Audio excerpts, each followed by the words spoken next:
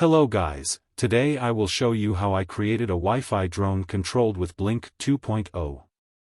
The drive links to the connection schematics, codes, and components used in the project are given in the description below. This project was created using Arduino Nano 33 IoT with a CC3D flight controller.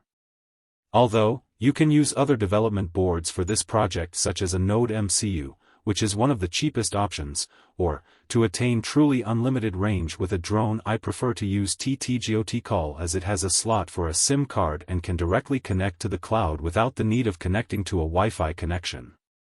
The output to the ESC is given from the flight controller, while the flight controller receives its input from the board.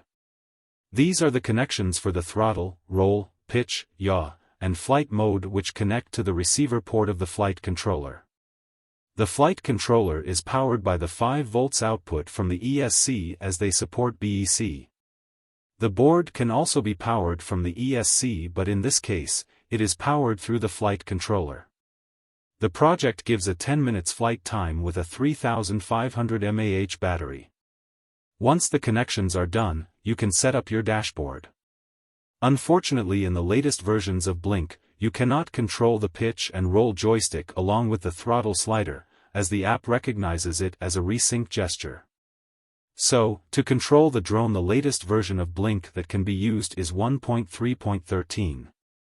The APK file for this Blynk version can be downloaded from the drive link below.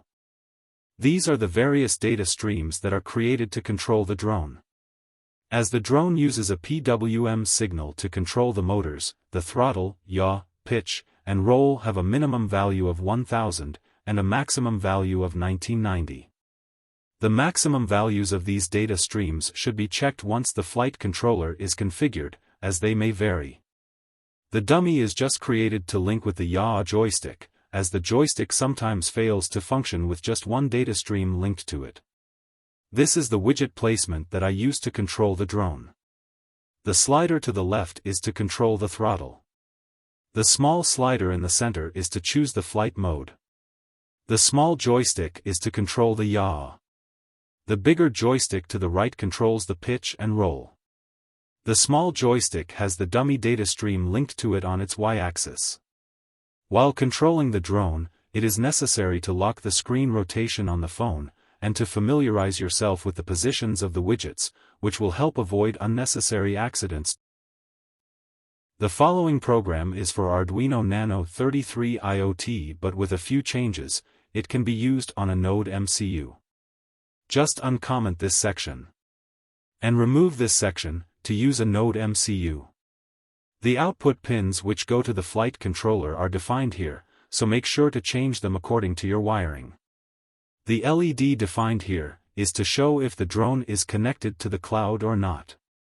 In case the drone loses connection, the LED will turn on. You can also add a program to safely land the drone, which will need a barometer connected to the board. The downside of this drone is that it can have a latency of about 1 or 2 seconds. The latency can be reduced by using faster internet connections. Although it has a large control range, it is useless without a camera. For this, an ESP32 cam or ESPI can be used.